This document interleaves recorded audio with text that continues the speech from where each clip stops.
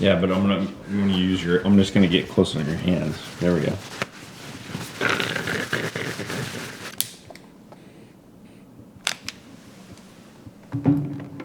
Yeah. All right, it's my first time. I'm a virgin. You have to tell me what we do. I'll be gentle. Yes. You just click the cans together, bring it up next to the mic when you crack it, and crack it slowly, and then have a little. That's what he usually does. Which Tim started all that weird. Yeah, just like that. Come.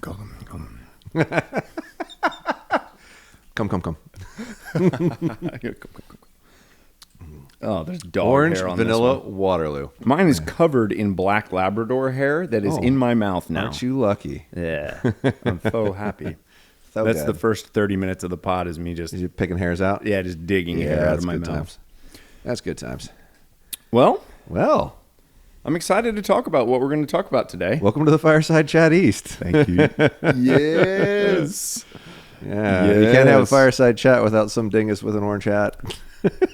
Oh yeah, I forgot. Love you, Timmy. I'm supposed to continue to emphasize the crotch. I apologize. I didn't stuff my pants with a beach ball.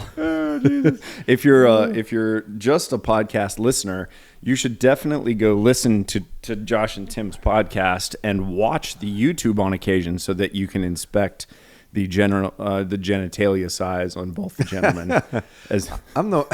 I'm more known for the footy stuff. Tim's got the cross shots. Yeah, the foot stuff. I'm all about the foot, man. You are. It is purposefully horrendous. I don't mean to. I really Both don't. of you. And Tim won't allow me to change the angle.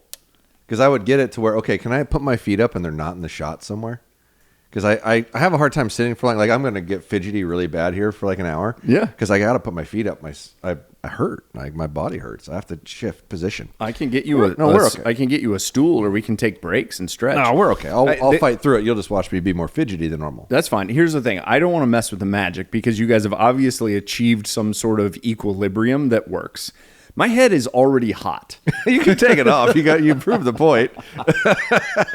I'm legitimately. And he's sitting by a real fire. I know. That gets warm, and he's still got that on. It's like, aren't you roasting? I'm gonna quit her. Yeah, I'm gonna put my that's regular hat on. That's all right. So, I'm super excited to talk about what we're going to talk about today. Super duper. Yeah, I am. It's like the coolest as a bow hunter. It's the most exciting time of the year because for whitetail guys, we're in the middle of the rut. We're extremely sad because we just wasted a shit ton of money elk hunting where we didn't get an elk. The tires are bald on our cars because we drove there and back. Like they need an oil change. But we're in the middle of the whitetail rut, and it's bow release season.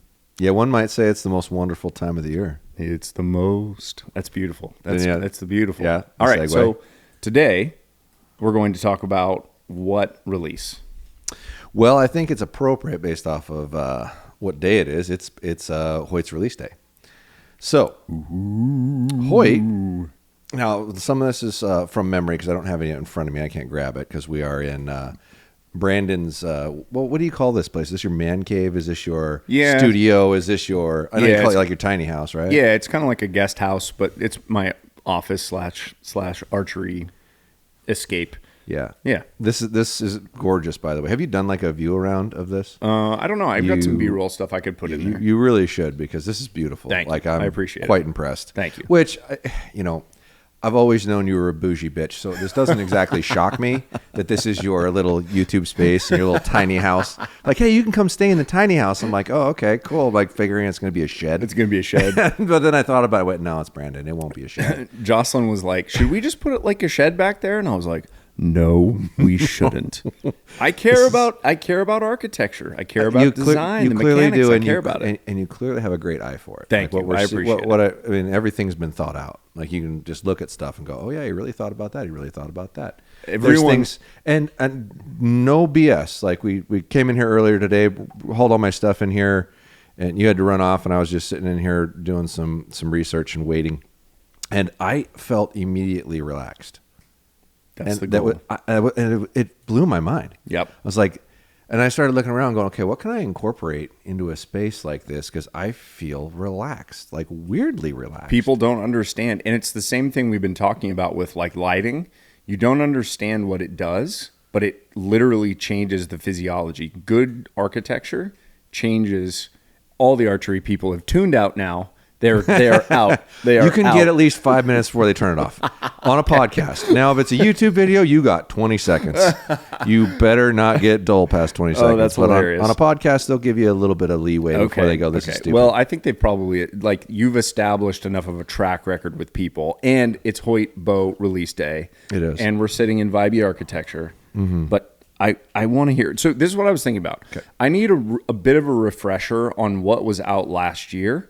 And some of the specs. Do you remember that, or do we need to like? Yeah, I should know most of it off the top of my head. So it was 30 carbon bow was a 30 axle daxel, 35 axle daxel. The RX-8 Ultra was a 35.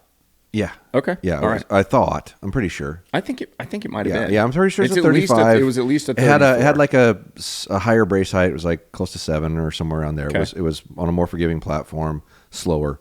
Yeah. And then the RX-8 standard was a shorter brace height, 30 axle daxel. And then when you pop over to the aluminum line, you had the Alpha X30, the same platform, basically the same bow. It's like, here's a carbon, here's an aluminum, you pick kind of thing, right? Okay. You get the same thing.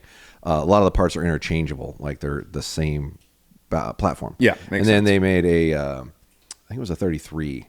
So now it's like, if you want a particular dimension, you can't match the carbon and the aluminum until now. Because I haven't actually got my hands on the 33 because it's coming late. I'm not supposed to get it till tomorrow. Okay. But I have an RX-9 Ultra. RX-9 Ultra. And a Alpha X2 29.5, if I remember right. There's another letter in there. I wish I should have pulled it up on my phone for the specs, but I'm going to be shooting from the hip here. So they changed quite a bit, actually. Well, when you looked at last year's aluminum bows, like, you remember them, right? Yeah. So what were your takeaways when you looked at it compared to the year before? What's different about last year's, so I can give you some upgrades to what they're doing? Dang, I've got one. No, that's 2 years. Yeah. Well, I can tell you if you don't remember. I was just giving you. So they've always got that. They've always got the back brace that goes back behind the grip. Mm-hmm.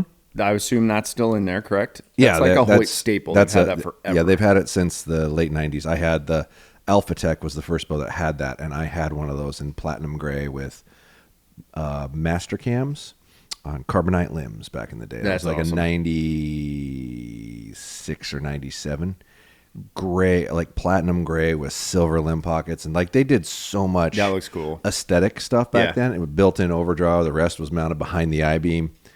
Yeah, that was the original, like the original when overdraws were really popular, and they went, well, why don't we just make like an integrated overdraw? Like it comes on the bow, and that's where it came from originally. Yeah, that makes sense. Like, all right, well, let's just figure, because they had bolt-on overdraws that literally went back that far, standard, that were machined and nice and bolted on and looked same color, same, like they did anodized camos back then, which I wish they never went away from because you couldn't get it off. Right, the camo wouldn't wear off. Right. But they couldn't anodize a name brand camo pattern. So they couldn't put Realtree on their bow. They couldn't put Kuiu on their bow. They couldn't put Origin. I can see why. Because you can't anodize that. Right. Their anodizes were more of a digital look. Like it was digital way before Sitka ever existed. If you went back and looked at them, they were like checkerboards. Yeah. And they looked great. And like it wouldn't wear off because... It was anodized. Yeah. Just like a target finish. It's impregnated into the aluminum. It's not on top of the aluminum. Yeah. Yeah, if you follow anodization, it's like they run electricity through the aluminum and it expands the pores, and then whatever it's in sucks into it, and then they turn it off and it's stuck. Like you can't scrape it off. Right. You run a knife through it and it's down layers into the aluminum. That's interesting. So, but in any event, they that's what the I-beam construction came from, and then they realized after they made that it sent the vibration around the handle instead of through the handle. Like the vibration was still there, but it hits the limb pocket and then bounces back, so it would go around. That was the whole idea behind the I-beam. That's cool. It's stability, but it sends the vibration around your hand instead of through. See, that's what I always just assumed it was a stability thing, and it had nothing to do with the vibration. But that's interesting. That makes sense to me. Yeah. That it would be putting it back behind. Yeah, you could actually go up to somebody and like touch the handle part when they fired it, and then go touch the back bar, and the back bar is vibrating like way more. Wow, like that's cool. You can feel it. It's that's wild. cool. They figured that out. Yeah. Okay, so from what I remember, The cutouts were mostly horizontal, but then they changed them to like an angled cutout. Yeah, they were angling cutouts. They were cutting more from the back, more from the front. They cut a lot of meat out of the riser. Yeah. And a lot of the points I would bring up last year when I would talk about them is I didn't know how they were going to make it lighter. Like I was looking at how much they cut. Okay. And they were still a full quarter pound heavier than Matthews. Yeah. So it's like, all right, well, clearly if you're trying to play the weight game, and I pointed it out multiple times, I was like, you're never going to get this thing to weigh what a Matthews does unless you felt ditch like the that I-beam. riser was already skeletonized as far as you could take it. Yeah, I didn't think you could take it more, and I authentically believe they have taken it more. Like the risers even have more aluminum cut out of them than I thought they could cut out of them. Okay. So they are a titch lighter. I don't like I said, I can't check the 33, but I know the 29.5. It's technically a shorter bow, but the riser is just as long. And for the first time, this is actually a major change. They shortened the limb. So they shortened the limb and bent them over harder. So it's more beyond parallel style design, and came out with a new cam that is more aggressive and it does pull harder. And they are 1-inch individual modules with, you can have your 1/4-inch increments built into the module and a let off adjustment in the module, but it is 1 inch each. So it's more like Matthews, but like kind of like a combination of Matthews and most of the pivoters. It's an interchangeable modular system on the Hoyt this year, so it's not a rotating mod. Yes, so it looks like it from one side, it looks like a rotating mod, but you have to interchange the mod and you put them in different hole positions, and there's 5 mods.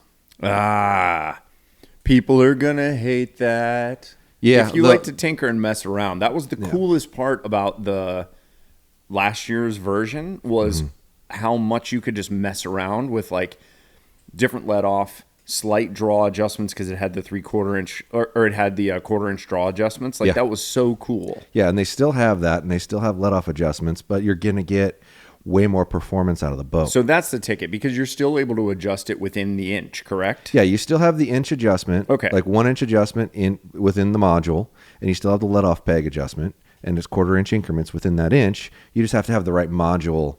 The cam base is the same, the module's different. So it's like a combination of taking what Matthews does. And the reason Matthews does that is you can design each draw length for its maximum efficiency. So when you're trying to pivot or rotate a module, you're giving up some efficiency at every length because you can't make the draw force curve perfect. You can't sit there and tweak the angle that the module breaks over at for each one and gain the most velocity out of it. That's why Matthews has 200 modules for the lift, right? But is nobody's a nightmare. On the Hoyt, nobody is going to, like, I would never be like, oh, I would like to test 28.5-inch draw length. Like, I'm a 30 or a 29 3/4 and maybe a 29.5. So the mod I would buy for that would be the 29 to 30. Yeah. Yeah, and you'd have it built into that. Yeah. But if you happen to be like, oh, I'm between 29.5 and 30.5, that's not an option. You'd need both modules. Is it 30 max? It's the 1 inch increment and down. Also on the 29.5, it goes to 30. Okay, and then on the longer bow, I'm assuming the longer maybe bow, go to it goes to 31. It used to go to 32.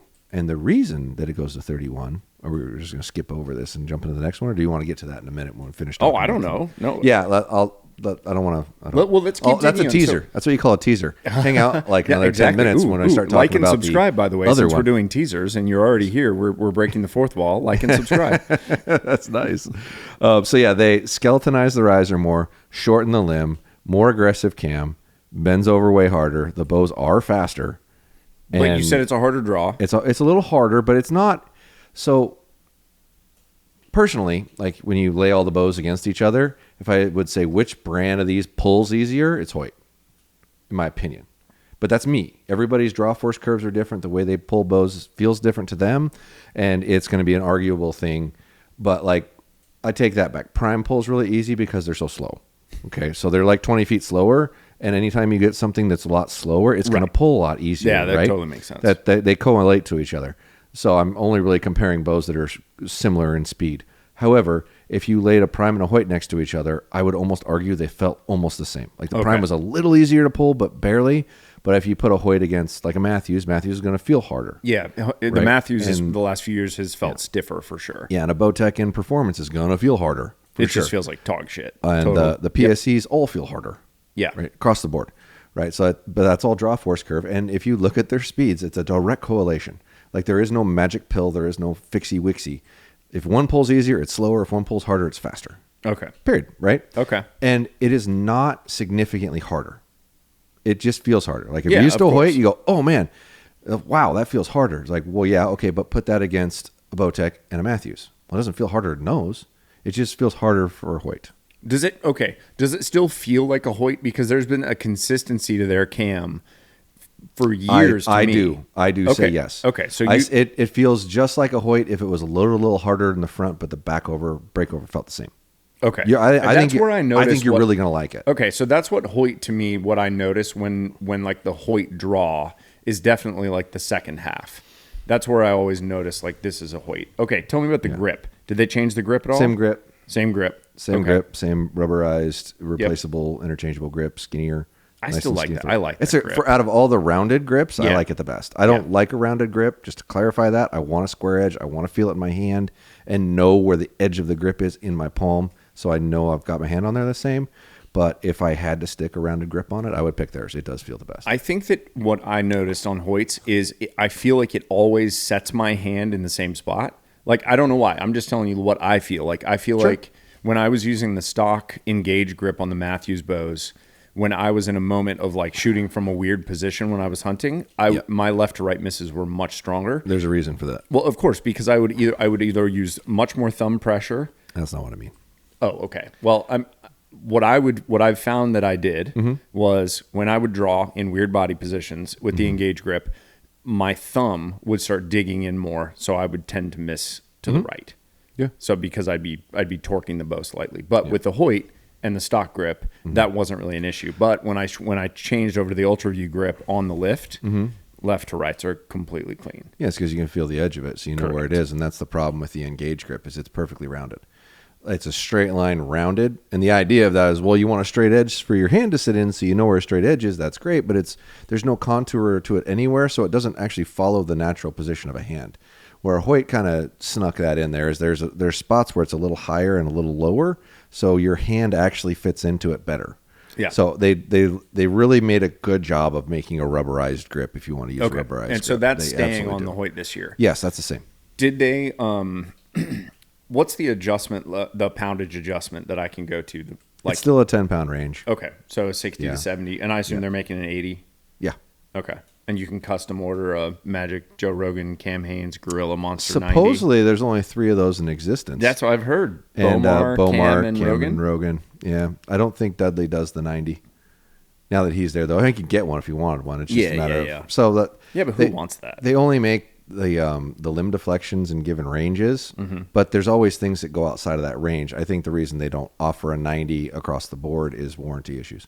Yeah, like you're going to bend axles, you're going to blow a bearing, you're going to break apart. You're just gonna, right? And traditionally, when guys shoot that excessively heavy weight, they break stuff easier as you're transferring more load. And a lot of times they don't have the right arrow spine to do it. They're just, I want to shoot heavier, but they keep shooting the same arrow and not adding that extra absorption energy because your bow is going to produce a certain amount of energy, right?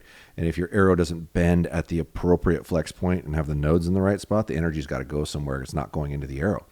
That's the danger of shooting an underspined arrow. Your bow's producing, let's call it 80 pounds of kinetic energy. Well, if you're only transferring 70 pounds of kinetic energy into your arrow because that's all it can absorb because that's the spine that it's at, there's 10 more pounds of kinetic energy that need to go somewhere. It's going out your limbs or it's going out your cams or it's going out your string. And it's loud. And it's loud AF. Yeah, so it's louder. That's another thing that I noticed. When shooting heavier arrows, the bow would get quieter. Well, that's because it's slower. That's what you're hearing. You're hearing speed. And you're talking about weight. You're not talking about spine. So, they're two different things. Yes, and there was an and after it because I don't want to sound like an ignorant fool. That was That was that aggressive part that I was talking about. No, I appreciate your energy. Josh just sat up. He just I was like, "Well, hold the fuck on. Here we go." All right. So any other significant changes? So one of the things that I think with the lift, how they were able to save weight was they got rid of like a ton of the screw.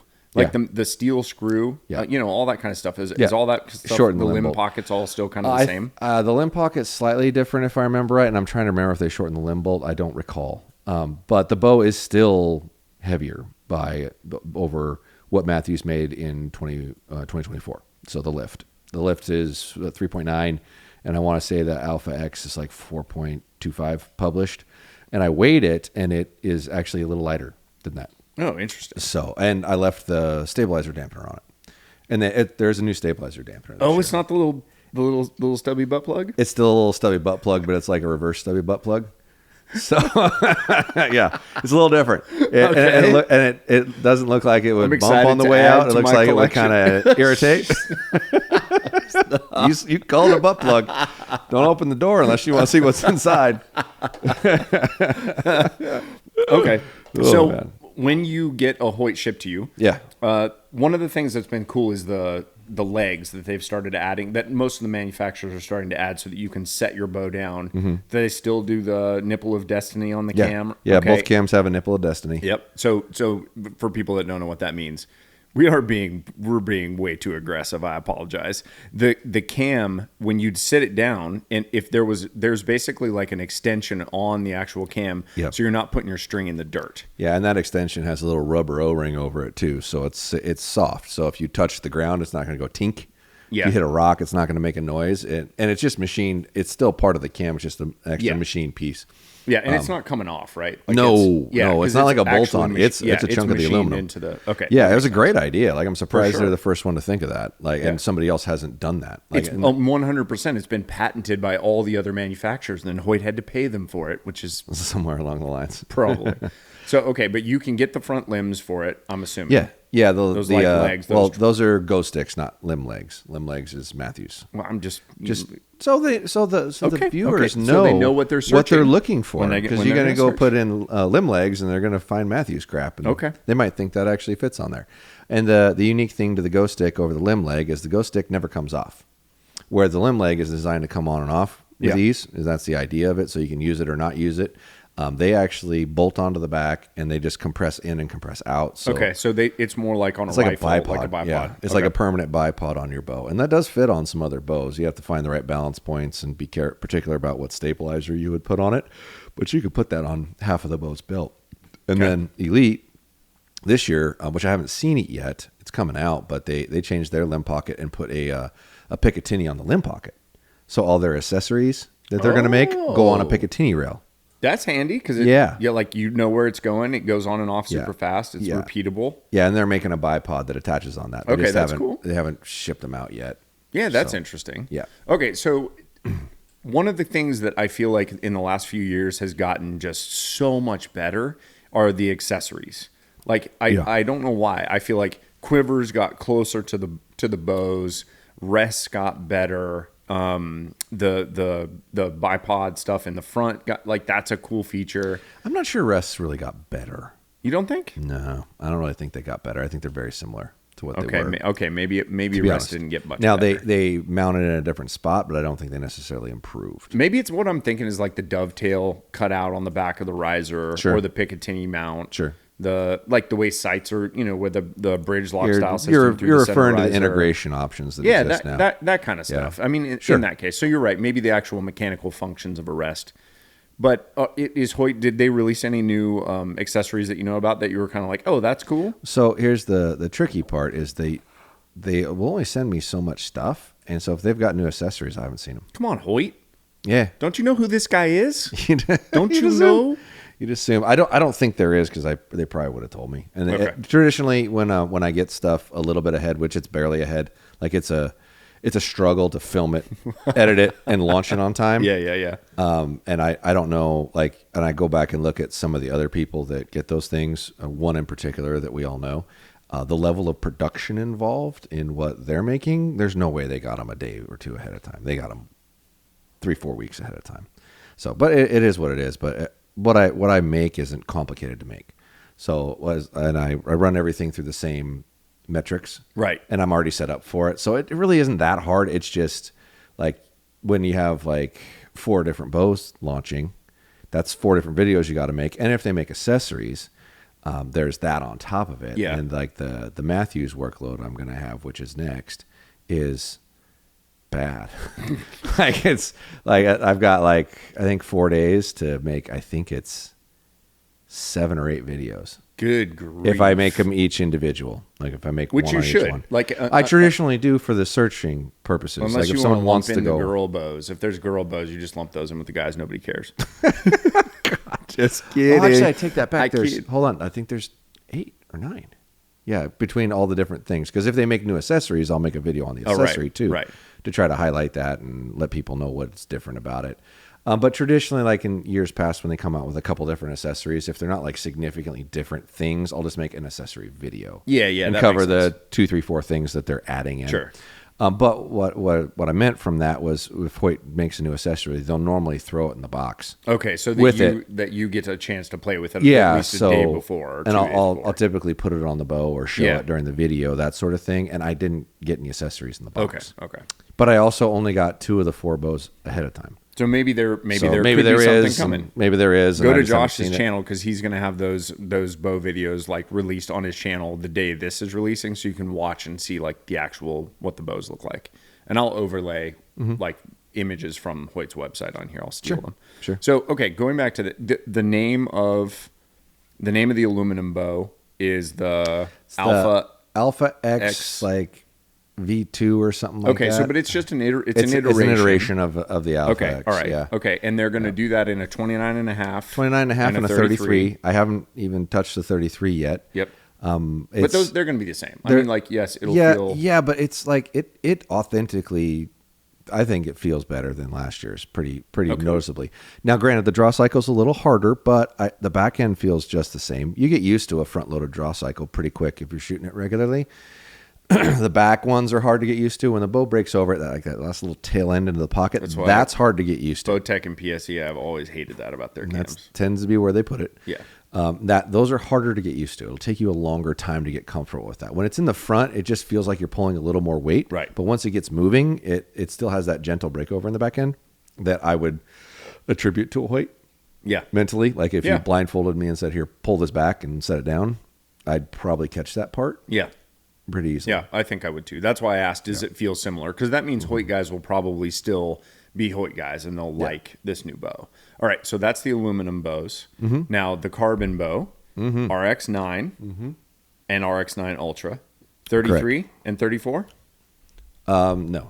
Oh, no, it was a 33 and a 35? So if I remember right, originally they were 30 and 35. 30 and 35. Or 34. I don't know why I can't remember. It may have been 35. It might have been 34. I don't know. One of the two, but the original ones were.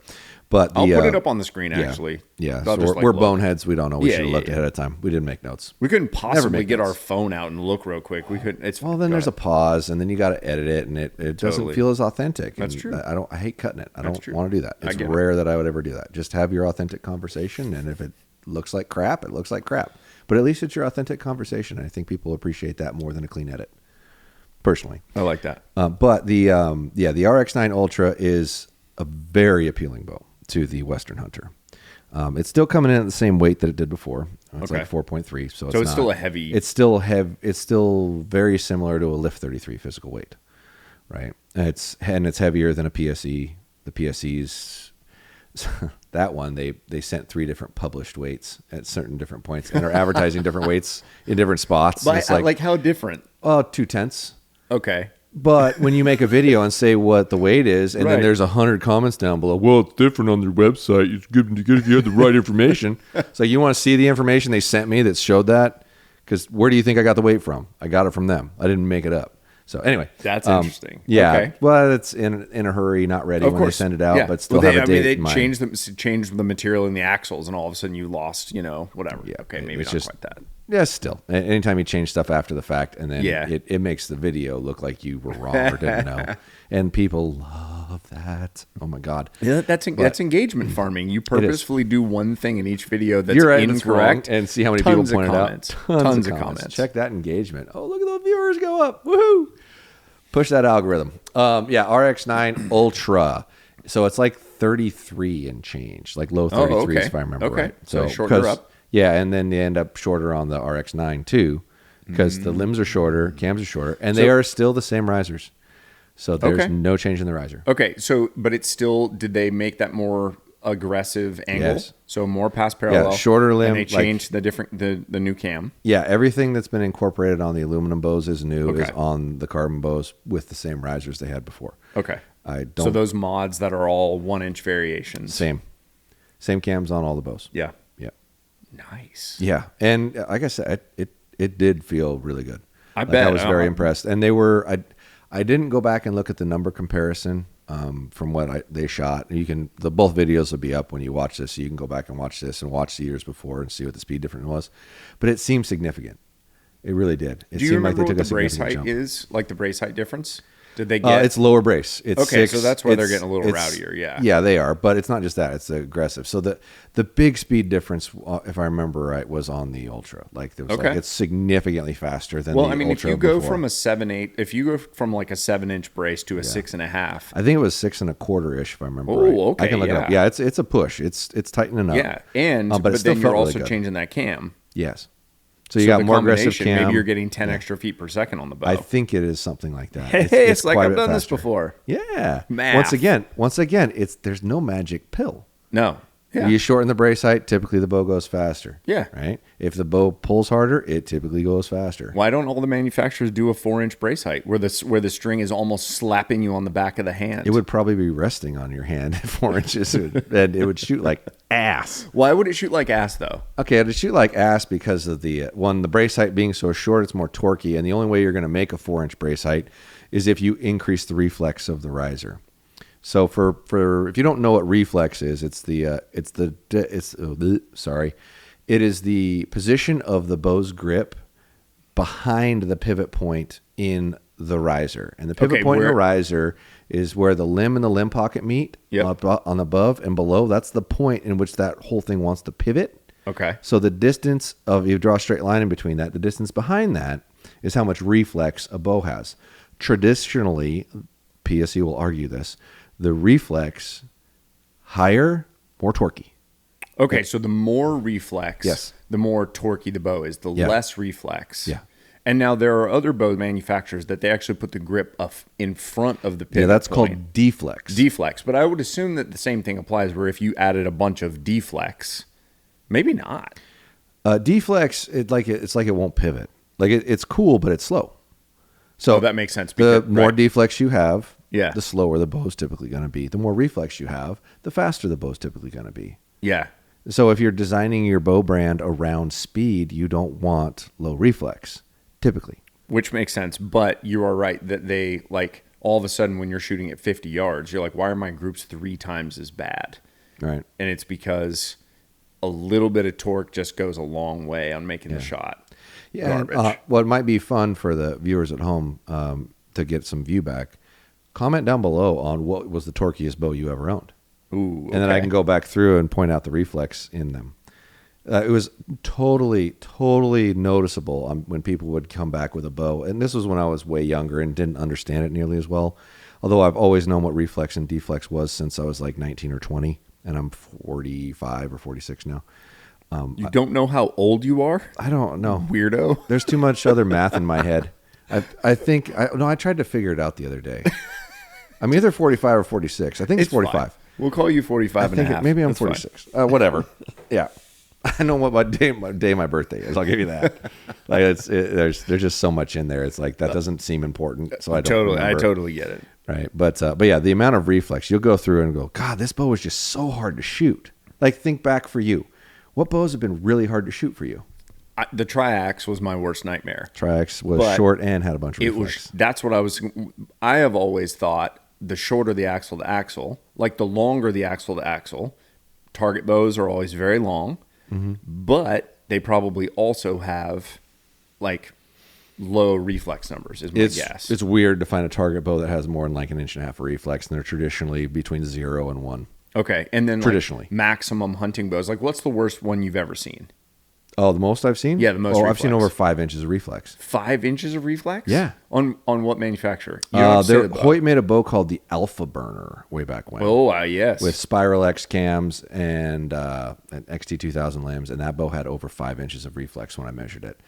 But I'm trying to remember the number. The PSE Mach 30 has a ton of reflex. Ooh, and that's a very recent bow. And that's where the argument comes in, is they believe there's this negative reflex positioning point, and that you should be measuring those things when the bow's at full draw in relation to the axle or something like that, if I remember right. One of their engineers tried to explain it to me, and in the back of my mind, I'm like, you're just trying to sell what you're doing.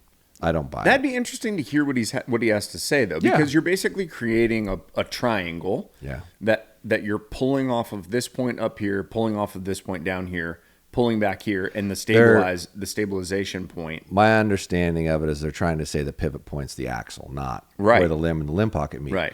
But the pivot point is what happens when the bow goes forward, not when it's a draw, in my opinion. So then that is arguable, and they'll say the relation of where their axle is in relation to the grip or whatnot is what you should be measuring, and the way their bows work and the way theirs go in, they're very close. Interesting. So I'm butchering the terminology of what they call it, so I'm sorry, but yeah, I know over my lifetime, the less reflex a bow has had that I have owned, it was easier to shoot. And you're seeing that with customers as well. Like 100%. Guys will come in and be like, I didn't like this bow. I couldn't shoot this bow. I couldn't shoot this bow at distance. And consistently, it's high reflex numbers. And the bow that I sold the most of, it's the only time in my life that we sold the same bow 2 years in a row, the same model, like not a new model that the manufacturer came out with, as our best-selling bow. That bow had a 1/4 inch of reflex. And so many people who bought that bow went, I've never shot better in my life. Yeah. Like, this thing's incredible. I don't know what's going on here, but I can't miss. Like, I never have a left or right. It's like, yeah, it has no reflex. Of course it doesn't. Interesting. Yeah. All right. But you're going to have that on your channel because you measure the reflex. Yeah, I measure the reflex. I measure what I'm calling the loadout point. Someone can comment down below on there's a correct terminology that I'm not using. I'm measuring where the string leaves the cam at full draw. Yeah, I think that's very smart. Rather than axle to axle should be thrown in the trash. Exactly. It doesn't mean anything when it's at draw. Yes. Yeah. It's all where is it at draw. Now riser length is realistic. That's an important thing to measure because the longer your riser is, the more stable it is when you try to move it left or right. Yeah, and I've seen you test that just like bumping somebody, and even just like the redneck test. So like here, bump it and watch how much quicker it stabilizes back. That's stability, and that's in riser length. That's not an axle to axle length because the limbs don't create stability. The riser does. It's how far the mass is spread out in your hand, the part that you hold. Yeah, people's minds are like, they're like, what? They're driving in their truck right now. Like, they got a freaking, I'm going to have my wife go whack my bow a little bit. Yeah, well, you grab two of them and hit them with the same amount of force. Or just grab it and like move their hand back and forth and then let go of it. Oop, what did I hit? My title. Sorry. Yeah, you like move it back and forth and let go of it, and then watch how long it takes it to slow down and stop moving with your eyes shut. Load an arrow. Load an arrow. Have your buddy. Bail. Yeah, have your buddy grab it and just like start moving your hand all over the place and rotating on the top and the bottom, and then just like let go of it. Yeah, interesting. Well, there's still a lot of inertia in your hand, and watch how long does this take to go away. And then put your stabilizers on, and then try it with your stabilizers off. Oh, there's night and day difference there. Try to say, when a guy tries to say, "Oh, I don't think my stabilizer's doing anything," go do that. Yeah, and then watch the massive difference you will feel in, and all that's really simulating in reality is a really awkward position when you're trying to pull your bow back, or like a really high wind or gust. Yep. And then you come back and try to get stable. Yep. When you have a good stabilizer setup, it slows it and brings it back so much quicker, or a much more longer riser comes back in so much quicker. Those are all really relevant things that you don't think about. And the other thing where a longer riser is really going to help you a ton is when you're on uneven ground or a hillside, and trying to shoot across the hillside, not pointing downhill, not pointing uphill, pointing side hill on a hill. You will want to lean, like if you're on a hill to your right is high, low to your left, you're going to want to lean to the left so bad. Yeah. And the longer your riser is, the slower it does it. Ah, interesting. Yeah, you grab something short like a triax, and it'll so quick. Yeah, but yeah, like you said, triax was one of your torquiest, most difficult bows because it was a super short brace height, and it was a really short axle to axle. It's really not designed for your size. At all. Yeah, I'm 6'3", 30-inch draw at that point in time. It was it was not good. Yeah. So, but what other bows were in your brain that you remember was like, God, this is just like hard to control? Honestly, that's the shortest bow. That's the shortest bow by far I've ever shot. I've always gone like. Really, I like long. I even I hunted one year with the Chill X, which was 36 or 38, whatever. Like it was, So that's never really been an issue. The Triax just stood out as a thing where I was like, I hate this. But with my, I think it was the VXR that was 30 inches. They had a 28 and a half or 28 and a 31 and a half. Maybe it was the 31 and a half. I was nervous about the 31 and a half. Like I was like, I really never wanted to go below 32 because I'd shot the Traverse, which was 33, and I love that so much, but I still wanted. Traverse was 35. I'm pretty sure it was longer. So. And the Traverse is like the least reflex hunting bow Matthews has made in a long time. I think that is still one of the most underrated bows that exists. I freaking love that bow. And go measure the reflex. I am sad I sold the Traverse. I don't think I sold it. I think I gave it to somebody. Yeah. Yeah. No, I need to get another one. Yeah. I do love that bow. It's a very stable bow, and it had, like I said, had the least amount of reflex I think I've measured. It wasn't a barn Matthews burner. It was a slow bow, but a first bow for somebody, if you're looking for something that you can actually group with really well, it's an enjoyable shooting experience. Mm-hmm. In this Hoyt video that we're shooting, you should go buy a Matthews. No, it's all, and that's another example of a bow that's like built for a longer draw length person, and you're not, and you are a longer draw length person, but not that long. Right. So you're in the meat of its design, right? So you're shooting a bow that's really more designed to be shot at 29-30. Yeah. Right. Because if you use the maximum length of a bow, you are going to not like it over time. It's just finicky. Like you take a lift 29 and a half and shoot that at 30 inches where it maxes out at. You're not going to like that bow. Interesting. You're not. Over time, if you shoot it and shoot it and shoot it and shoot it and shoot it, you'll get used to it. Yep. But you'll always be like, I don't feel like I suppose shoots as good as my predecessor bow if it was 33 or 34 inches axle to axle and peaked at 31 or 31 and a half. Yeah. You need to be in the core dimension of the cam if you can, because it's way more forgiving. Are you getting the maximum speed? No, you're getting the maximum forgiveness. And you don't want to be at the small end of it either, because if you're at the small end of it, it's usually a dog. Like it's really slow. You want to be ideally an inch to 2 inches from the max. That's the core where it's really going to feel the best and get the best speed. I mean, when we're talking about like going back to the longer draw, how many feet per second do you think you're sacrificing if I pick a bow that maxes out at 30, and so I'm getting maximum speed out of that platform, but it's less forgiving. I don't like it as much. But I could switch to another platform and be in the like sweet spot where you're talking about. Like maybe there's a bow that goes to 31.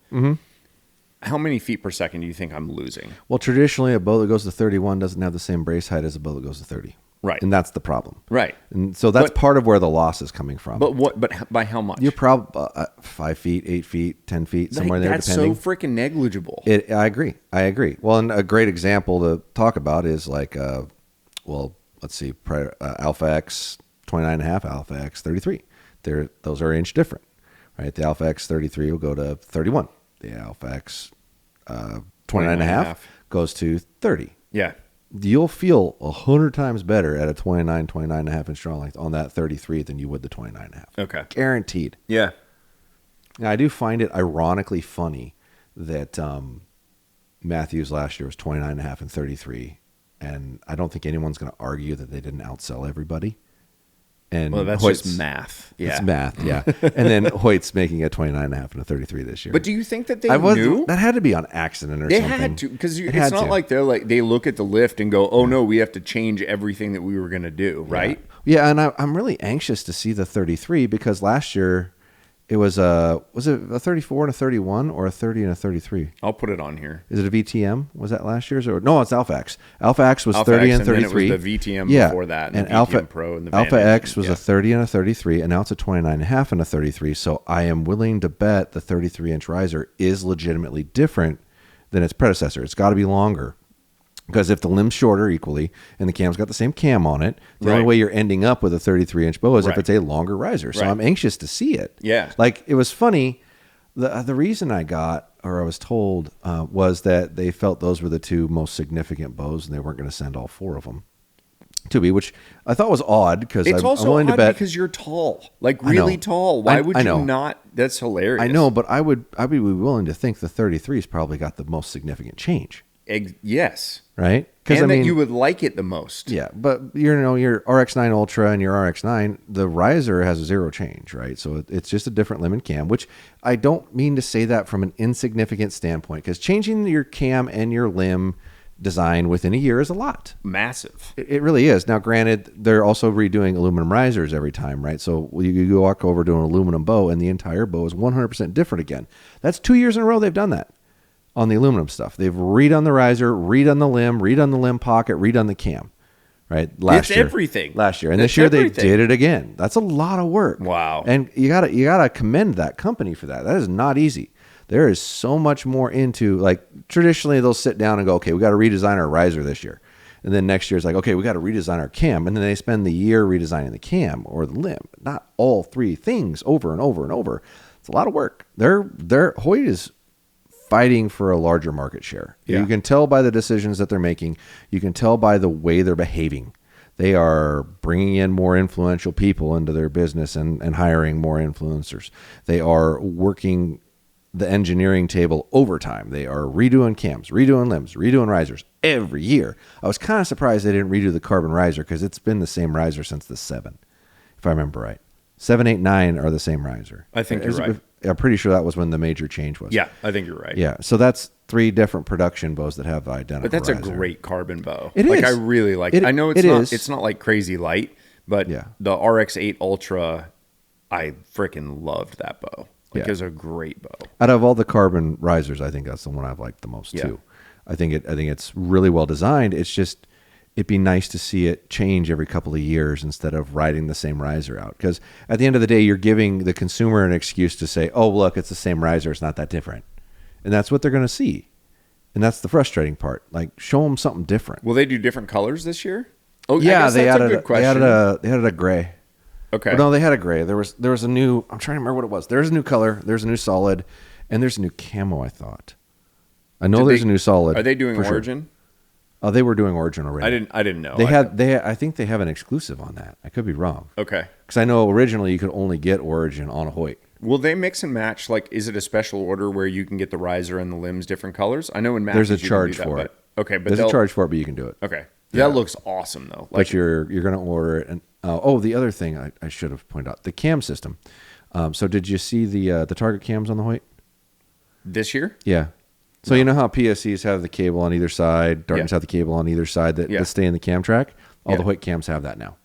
Okay. So the stability on the cam track is going to be greater because you have equal lateral pressure touching the cam instead of one's on one side of the module and one's on the other side of the module as it rolls. This is completely new. Okay. Like 100% different. And I've seen that on a couple of brands now, like Elite did it too, where theirs is in the aluminum and a yoke and that it sits on and tracks over.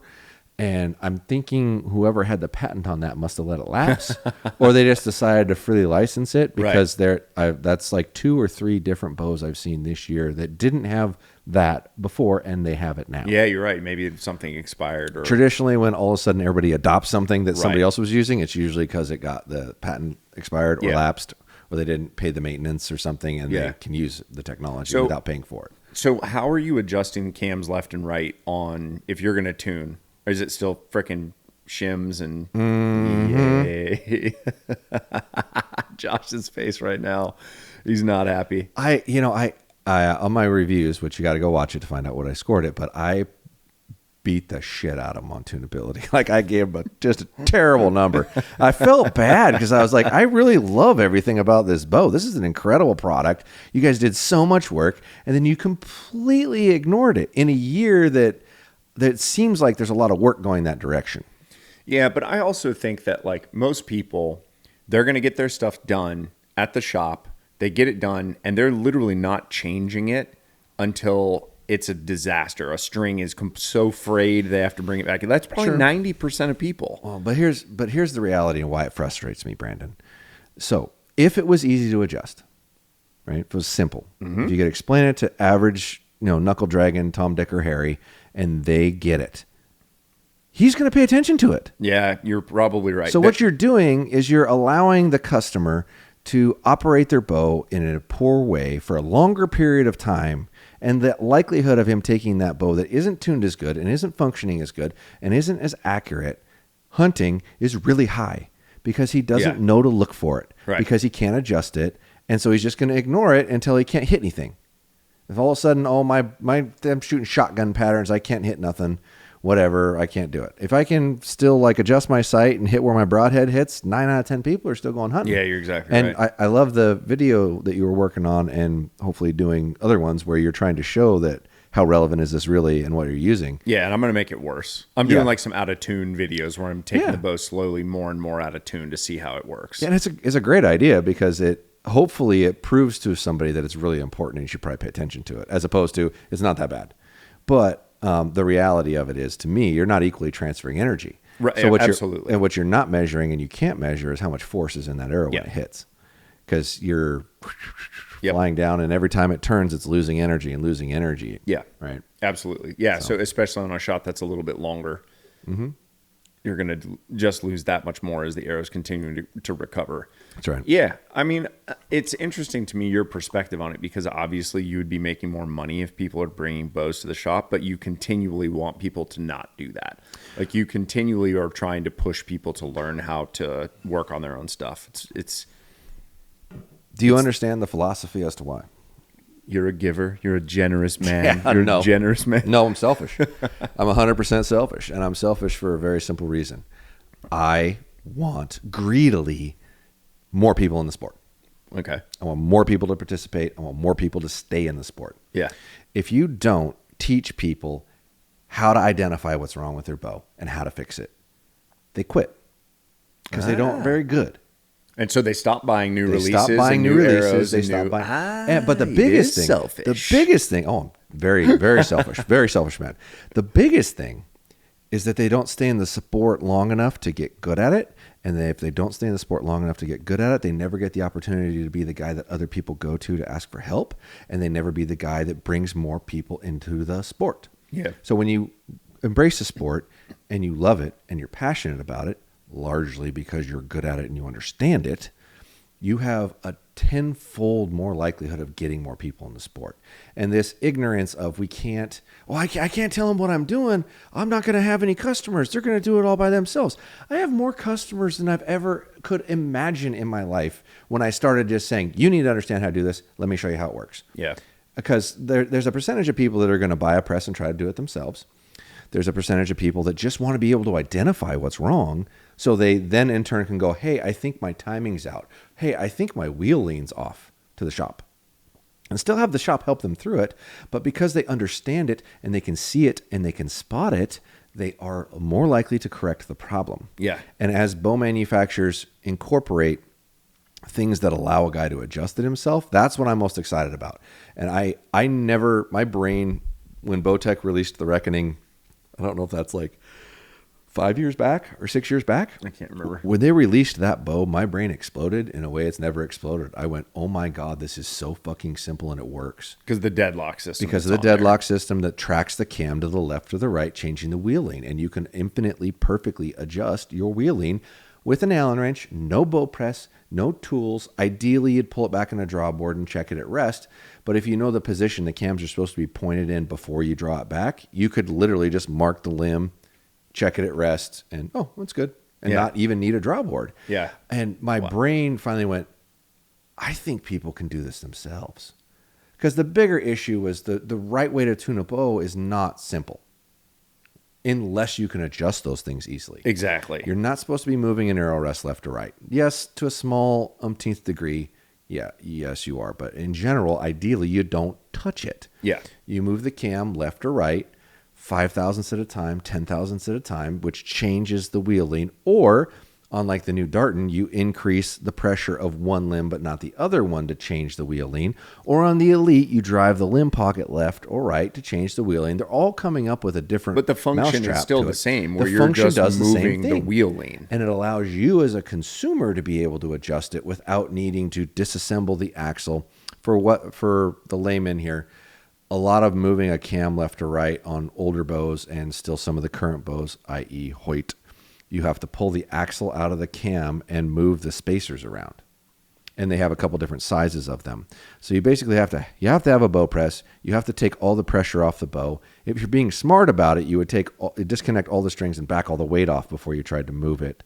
But if you're not trying to have it take 15, 20 minutes to change one spacer, you're probably pressing it, leaving it pressed, pulling the axle out, moving the spacers around, putting the axle back in, which is Hard to do at times. I can't tell you how many times I've dumped spacers on the ground because you pull the axle and then the cam falls out as you're chasing a spacer and all of a sudden your cables have come off. Like it automatically just turns into a yard sale. Yeah. So like you're exactly right. You're exactly right. If the manufacturers are making it so that none of that has to happen and you can just take a freaking Allen wrench out when you're on, whatever. When you're on the range. Yeah. Like I'm out sighting in my bow. I have an Allen wrench in my hand. Oh man, my left to right's moving a little weird. Or you're trying to broadhead tune it. Oh, my broadhead's a little right. That's the bigger one. The broadhead tuning, man. Yeah. My gosh. That's all wielding. When you if you're running the right spine arrow and your broadhead's perfectly straight out of the end of the arrow and you don't have any contact when it's leaving, i.e. I'm hitting part of my rest over here or a cable or something, right? You eliminate all those things. Your broadhead and your field point, if the broadhead spins straight, should go in the same spot. Yeah. And if it doesn't, it's wheeling. Yeah. Like typically, or if it's up and down, it's timing. Yeah. So he's talking about your left to rights with the wheeling, and then up and down. It can be timing, or it can be that your rest is too high or too low, or your knock point's too high or too low. Sure. Yeah. Yeah. But that's typically what it is, right? So if you have that ability to move those things, and Darton blew me away this year, like that you can adjust the wheel lane and the timing with no press. The timing thing's dope. Like, that's I am cool. so psyched to see that. And they haven't said whether they're going to sell the part or allow other manufacturers to license it, but it's the simplest thing. And you've got almost every bow now. I haven't seen all of them yet, but almost every bow now has that kind of yoke system where it goes on either side of the cam, tracks up, and then there's like a plastic yoke or an aluminum yoke separating it. Yep. Well, that's what Darton put it in. Is a yoke.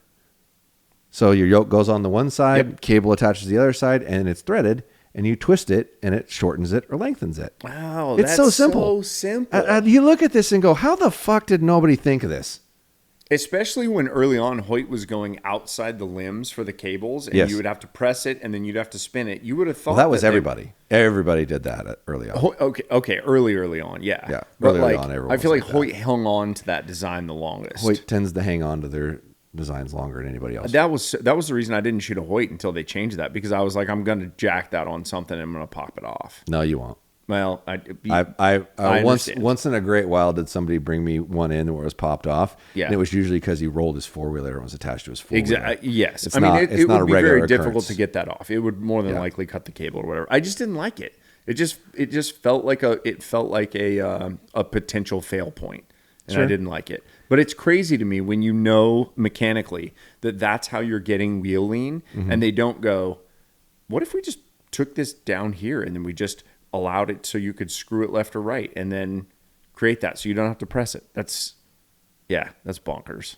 Yeah, there's so many different things that you see, especially in archery, where you go, why did that take so long? Like the deadlock system, for example. Yeah. Like you look at that and go, well, that's really simple. Why did that take so long? Dude, it's totally possible that somebody patented it and then just sat on the patent and didn't do anything. And then Bowtech was just waiting, and then whatever. They lost the patent. The trademark expired. Whatever the thing was. Well, then other people could make it though. Nobody can make that. But then Bowtech probably can pick it up and trademark. Like we've talked about this. You can. The amount of minutia. Yeah, you're right. That you can basically get. Our legal system sucks. It's so goofy. Really like you can trademark or you can patent something that is so minute and different. It's just nuts. It screws the industry. It screws the rest of the people in the industry. It stifles innovation. Exactly. That's the problem. Now you've taken the ability to create something new and put it in the hands of one dude. Yeah. Instead of 1,000 dudes. Yeah. Because you're going to tell me that one guy can outthink the 1,000 people? Right. Probably not likely. Yeah. But it's the way our world works. It is, and unless you go to China, and then they just don't care. Yeah. And they'll ship you a Chinese bow. You can buy it on Amazon right now. They will. They tried to get me to review one of those. Yeah. Yeah. I was like, nah, I just feel dirty. Did James ever do his review video? No, I talked him out of it. Actually. I'm glad he was going to do it, and I think the same reason I didn't do it. They reached out to me after him, which it was surprising they reached out to me. But it's like, hold on. The only way I would do this is if I was painting the worst picture possible of this bow, because I cannot support what's going on here. Yeah. You are stealing American technology and lowering the price. Yeah. And then selling it directly to the consumer too, which one, I'm already kind of against direct to consumer to a degree. You're cutting out the middleman who's usually helping segue the decision-making process, right? And hopefully making sure that it works correctly. Yep. And that's really the biggest part with buying a bow that you got to be cautious of is it's not like buying a rifle. The rifle, you're bolting a scope on it. Yeah, and anybody can shoot that rifle the same way. And but pretty much anybody will shoot the rifle the same way. Yeah. Everyone's going to shoot a bow different. Yep. The bow needs to be specifically fit to the individual. The weight, the length, the peep position, the tunability. Like everyone's going to tune it a little different. Like if your shop's tuning your bow for you and say, here, it's good. And they don't have you shoot it. Like, Dude, you know how many times I've heard that story? Oh, yeah, because it's so much harder to tune a bow to a different individual than yourself. You can get it to where I get a good hole, and then it's very common for the majority of people that do know how to work on a bow well, that are trying to tune bows for people, to get a hole and say, it's good, don't touch it. Don't look at it, don't do it again. Yeah. Because it's not that hard to get that tear to not look right again. Right. Even when it's you doing it over and over. Oh, yeah, and over, of course, right? of course. And at the end of the day, the reality of it is if you can get it close, you should immediately leave and do something different. You shouldn't paper tune it anymore, in my opinion. You should broadhead tune. As soon as I get a bullet hole, I immediately go broadhead tune. If that's the goal, because ultimately what I want is, I don't care about my paper tear. What I care about is, are my broadheads, my field points hitting together? Exactly. That's what I care about. That's tuned. If anyone asks me, what does tuned mean? Your broadhead and your field point hit in the same spot. Yeah. Which it'll only do that for so long. Out to 150 yards. No, it won't. Out to 150. It will not. 160. Nope. No, it's like somewhere between 80 and 110, depending on how fast you're going and how much drag the broadhead has over the field point. One thing I've noticed, Iron Will, Bill, if you buy his field points and you buy his heads, they actually do a really good job. And I've gotten that thing to group tune like far. Yeah, because they're manipulating the same level of drag. Exactly. But the drag coefficient is different on every broadhead, but his field points don't change. So that is designed. All I'm talking about that was for the double bevel standard, like his standard size 125 double bevel. If you went with the wide, no. Yeah, well, and I think that's what it was made for originally. So that field point, that's the OG broadhead that he made. The drag field point is relative to one specific broadhead, not a whole line. Yeah. Unfortunately. So it'll help. It'll give you a little bit of a difference there, but working on a whole different thing around that too. I'm excited for that. All right. I don't want to talk about it. Yeah, no. And that's a ways off. No, we're not going to talk about any of that. This was a Hoyt video, and we definitely did the weave. We're weaving. We ADD'd this conversation quite well. No, I think we did fine. I've learned many things in this conversation that I think, and that's one of the reasons that it's so cool that you're willing to like sit down with people like Tim and me, who are learning this stuff. And just like spray your knowledge all over me. Thank you. Well, it's enjoyable, first off. But no, the reality of it is if I can communicate it in a way that more people get it, and the more often I do that, and the more different people hear it, the more people are likely to learn. The only way this sport survives or hunting survives is if we get a lot more people into it, and then those people's voices are heard by our politicians and by our state governments. Yep. Because if we don't do that, we won't have hunting. We're not going to hunt quietly? No. We're not going to hunt quietly? No, we're not going to hunt quietly. Okay, got it. No, you're going to get as many people in the sport as you possibly can, grow it as much as you possibly can, and then have those people pissed off that they can't find animals to their legislature. Because who manages that? If hunt quietly, if we're going there, oh man, there's no animals in the woods. This all sucks. Why are you bitching at people that are getting people in the sport? Why don't you bitch at your legislature? Because they're responsible for those decisions, right? Here we go. Did you want to cut this out? No, I don't at all. We're deep in the pod. Anybody who's sticking around now, they're true believers, my friend. Yes. They are true believers. Yes. Or they're bored and they're mowing the lawn. Let it roll. They're mowing the lawn. If you're mowing the lawn right now, comment down below. Let me know. There's few things personally for me. Like I've watched this my entire life. I've been hunting since I was 7. I am 46. I'm pretty sure. So almost 40 years of my life I've hunted. It has progressively gotten worse time over time. Yeah. The rules have gotten more strict. The quality of animals have gotten worse. Mind you, I've spent most of my time hunting Washington and Idaho in my life. And primarily Washington. Washington's managed like ass. Wild. Our rules are dictated by a government appointed game commission, not Fish and Game. What Fish and Game's recommendations are, they throw them in the trash and do what they want. It's a crime. It's bad. And I'm concerned 5 years from now, I won't even be able to hunt in the state of Washington anymore. I literally have made the statement that I think 50 years from now, everyone will have to high fence hunt. I think you're right. That's what I think will happen. I think if you don't continue to expand the pool of hunters, yes, and those hunters don't continue to be vocal, like yes, the big cat legislation, I don't know if it passed in Colorado. It did not. That is fantastic. It did not. But there was a lot of people trying to make a big stink about it. That is, and educate people into, we cannot allow this. It's going to destroy your hunting. Dude, that's amazing. I'm so glad to hear that. This is literally like, I didn't know if it passed or not. Did not assumed pass. Based on the way they even wrote the legislation that you were going to vote on it, that people would just go, oh yeah, of course I don't want people to trophy hunt, because that's what they called it on the ballot measure. Yes, and that should just go to show you what your state legislators they're trying to trick you. They're trying to trick the ignorant general public. Correct. Yeah. Because the general public shouldn't be able to vote on that. Ooh. It should be Fish and Game's decision. We pay these people to manage and fish and wildlife. And it should be based on science. 100%. That's the thing. We pay these people to make decisions on or manage and maintain our wildlife and make recommendations for what we should do, but we don't allow them to do it. That is the dumbest thing I've ever heard. That's like saying the doctor gets educated to operate on you, but we don't let him do it. We let some political figure do it. How smart is that? Well, are we surprised at any of this stuff that's happening? No. Come on, Elon Musk. We need Elon Musk in Fish and Game. That's what we need. Yeah, that'd be dope. Oh, man. You'd solve all those problems. But no, the reality of it is, unless we get a larger voice, we're screwed. Yeah. And you can be as frustrated as you want as a hunter. I would give up the next 5 years of hunting if you guaranteed me we'd be hunting for the next 200 years and the quality of hunting would go up. I'd do it in a heartbeat.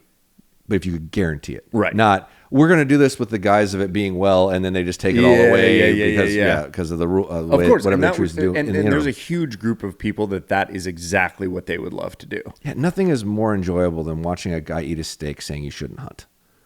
You're an idiot. Who's more guilty? The assassin or the guy who hired him? If you're sitting there eating meat, you're the guy who hired the assassin. Okay. I like it. That's a good way to end the pod. There. We're supposed to say fire's out. Is that okay? Is that how we end? That's low battery mode. Yeah, low battery mode. It is in low battery mode. I need to plug that thing in. Josh has videos out on his channel now, Podium Archer, and you can go watch the Hoyt videos there. Matthew's video is coming out on the 17th?